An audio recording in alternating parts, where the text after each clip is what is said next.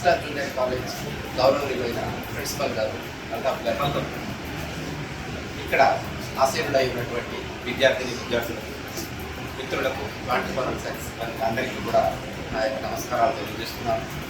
ఈరోజు మనం మన చుట్టూ జరుగుతూ ఉన్నటువంటి పరిణామాలు, పరిస్థితులు అన్నింటినీ తెలుసుకోవాల్సినటువంటి అవసరం. మన నిత్య జీవితంలో భాగంగా ఉన్నటువంటి జిఎస్టీ గురించి, పన్నుల వ్యవస్థ గురించి కనీస అవగాహన అయినా మీ స్థాయి వరకు మీకు రావాలి, మీరు తెలుసుకోవాలి. మన భారతదేశంలో ఉన్నటువంటి ట్యాక్సేషన్ సిస్టమ్ ముఖ్యంగా 2 రకాలుగా ఉంది. అది ప్రత్యక్ష పన్నులు, పరోక్ష పన్నులు. ప్రత్యక్ష పన్నులు అంటే మనం డైరెక్ట్గా ప్రభుత్వానికి చెల్లించేటటువంటిది డైరెక్ట్ ట్యాక్స్. దానికి ఉదాహరణ ఏంటంటే ఇన్కమ్ ట్యాక్స్. ఎవరికైతే ఆదాయం ఒక పరిమితికి మించి ఉంటుందో వాళ్ళు ఆ నిర్దేశించబడినటువంటి పన్ను రేట్ల ప్రకారం ప్రభుత్వానికి డైరెక్ట్గా ఆన్లైన్ చలాన్ రూపంలో చెల్లించేస్తారు. అయితే 2వ రకమైనటువంటి ట్యాక్సేషన్ సిస్టమ్ ఉంది, పరోక్ష పన్నుల వ్యవస్థ. పరోక్ష పన్నుల వ్యవస్థలో మనం ప్రతి ఒక్కరం కూడా పన్ను చెల్లిస్తూనే ఉన్నాం. ఆ విషయం మనకు తెలియదు. పన్ను ఎలా చెల్లిస్తాం? మనం కొనేటటువంటి వస్తువులకి మనం కట్టేటటువంటి ఆ యొక్క మొత్తంలో పన్ను కూడా కలిసి ఉంటుంది. పన్నుతో సహా కలిసి ఆ మొత్తాన్ని అమ్మకందారుకు చెల్లిస్తాం. ఆ అమ్మకందారు 30 రోజుల తర్వాత అమ్మినటువంటి వస్తువులో ఉన్నటువంటి పన్ను మొత్తాన్ని సపరేట్ చేసి ఆ మొత్తాన్ని నికరమైనటువంటి విలువ ఎంత, పన్ను ఎంత అనేది చూపించి దాన్ని ప్రభుత్వానికి చెల్లిస్తారు. మనం కట్టినటువంటి ఆ పరోక్ష పన్నుని తను కస్టోడియన్లా ఉండి గవర్నమెంట్కి చెల్లించేటటువంటి ఆ విధానమే పరోక్ష పన్నుల విధానం. అందులో భాగమే ఈ జిఎస్టీ. ఈ జిఎస్టీ అనేది 2017లో వచ్చింది. జిఎస్టీ కంటే ముందు విలువ ఆధారిత పన్ను అనేటటువంటిది, వాల్యూ యాడెడ్ ట్యాక్స్ అనేది. దానికి ముందు మన ఆంధ్రప్రదేశ్లో 2005 కంటే ముందు ఏపీ జిఎస్టీ అనేటటువంటి చట్టం ఉంది. వ్యాట్ చట్టం అమల్లో ఉన్నటువంటి టైంలో అంటే 2017కు ముందు 17 రకాల పన్నులు, 13 రకాల సెస్లు, అంటే సుమారుగా 30 రకాల అంశాలు మొత్తాన్ని కలిపి 1 నేషన్ 1 ట్యాక్సేషన్ 1 మార్కెట్ అనేటటువంటి విధానం ద్వారా 2017లో ఒక చారిత్రాత్మకమైనటువంటి సంఘటన మన భారతదేశంలో ఈ జిఎస్టీ అనేటటువంటిది వచ్చింది. ఆ జిఎస్టీ 2017లో వచ్చినటువంటి దాంట్లో 4 రకాల పన్ను వ్యవస్థలు ఉన్నాయి. అందులో 5% rate, 12%, 18%, 28%. Maximum rate of tax మనకి 28% ఉంది. అయితే ఈ ట్యాక్సేషన్ సిస్టంలో సెప్టెంబర్ 22, 2025న ఒక గొప్ప సంస్కరణలు జరిగినాయి. అందులో 12, 28 ఈ 2 రేట్ ఆఫ్ ట్యాక్స్లు రద్దు చేసి ఇప్పుడు 5%, 18% అనేటటువంటి 2 వ్యవస్థలు మాత్రమే ఇప్పుడు ఉన్నాయి. వీటి యొక్క ఇంపాక్ట్ ఏంటి అనేది మనకు తెలియాలి. ఫర్ ఎగ్జాంపుల్, మనం ఒక 4 వీలర్ కొనామనుకుంటాం. సెప్టెంబర్ 22, 2025కు ముందు కొన్నటువంటి 4 వీలర్కి ఒక 10 లక్షల రూపాయలు ఒక ఆ 4 వీలర్ కారు విలువ ఉన్నట్లయితే మ్యానుఫ్యాక్చరింగ్ కాస్ట్ అంటే నెట్ నికర విలువ, దాని మీద 28% అంటే 28% 2,80,000 ట్యాక్స్ ఉండేది. అంటే 12,80,000 రూపాయలు ఆ యొక్క కారు విలువ ఉండేది. అదే కారుని ఈ రోజున ఈ 18%కి తగ్గించడం వల్ల 18% దాని మీద ట్యాక్స్ అయింది. 10 లక్షల మీద 1,80,000 అంటే 11,80,000 రూపాయలు ఈ రోజున మనకి ఆ కారు అమ్మకానికి మనకు వస్తుంది.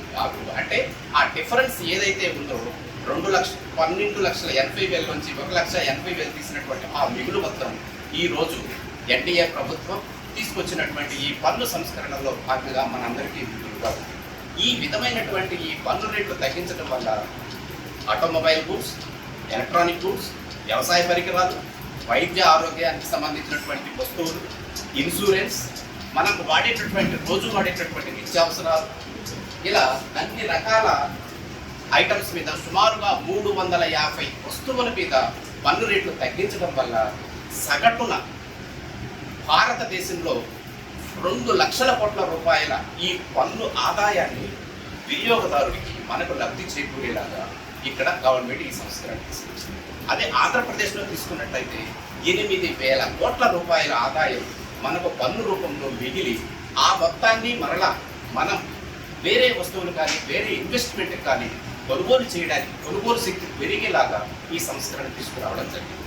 ఫర్ ఎగ్జాంపుల్ ఈ రోజున వైద్యం తీసుకున్నట్లయితే ఎంతో కాస్ట్లీ అయిపోయింది. అందులో కూడా ముఖ్యంగా ఈ వైద్య పరికరాలు కానీ వైద్య టెస్టులు కానీ ఇలాంటివి కూడా ఉన్నాయి. వాటన్నింటి మీద రేట్లు భారీగా తగ్గించడం జరిగింది. ఫర్ ఎగ్జాంపుల్ ఇప్పుడు ఎవరైనా మేజర్ అంటే హార్ట్ ప్రాబ్లమ్స్, క్యాన్సర్ ఈ టైపు పెద్ద పెద్ద సమస్యలు వచ్చినప్పుడు వాటిని భరించాలి అంటే లక్షల్లో పెద్ద పెద్ద మొత్తాల్లో ఖర్చులు అవుతున్నాయి.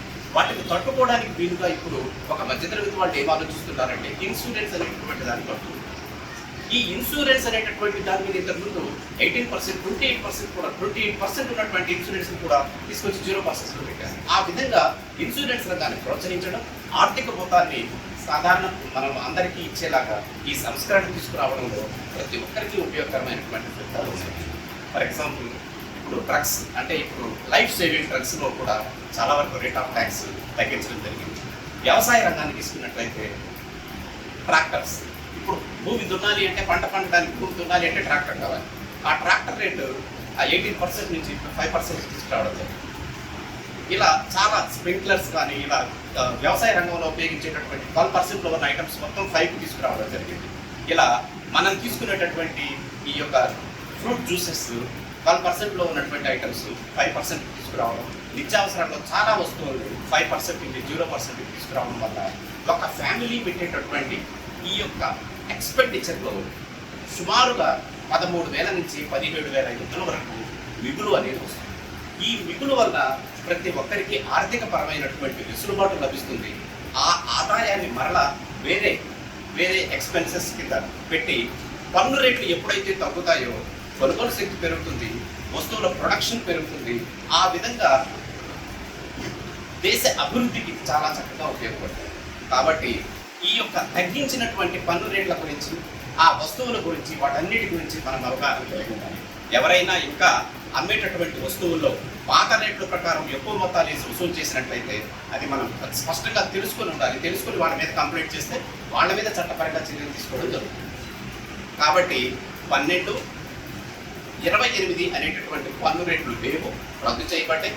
తర్వాత ఏ వస్తువు యొక్క పన్ను రేటు ఎంత ఉంది అనేటటువంటిది, ఫర్ ఎగ్జాంపుల్ ఫలానా వస్తువు యొక్క జిఎస్టీ రేట్ ఎంత అని మనం గూగుల్లో కొట్టి చూసినా, హెచ్ఎస్ఎన్ కోడ్ ద్వారా చూసినా దాని రేట్ ఆఫ్ ట్యాక్స్ క్లియర్గా చూపిస్తుంది. కాబట్టి ఎవరు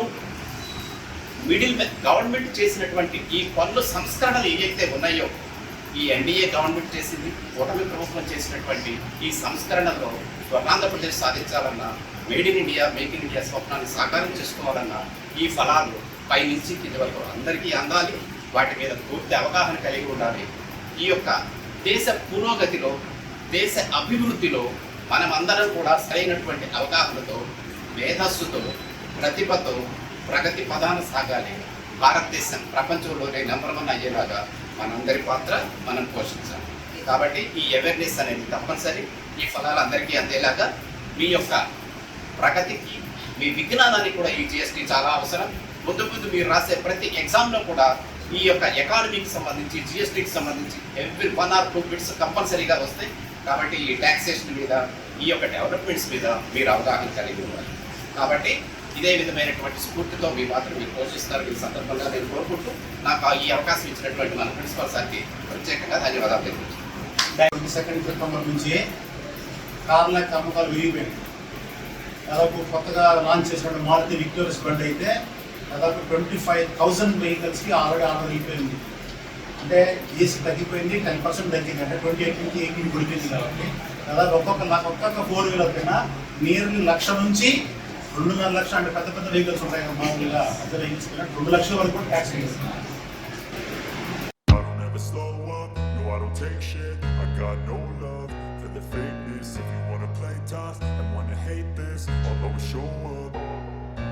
I don't ever slow up, no I don't take shit. I got no love for the fakeness. If you wanna play tough and wanna hate this, I'll always show up and make a statement. I don't ever slow up, no I don't take shit. I got no love for the fakeness. If you wanna play tough and wanna hate this, I'll always show up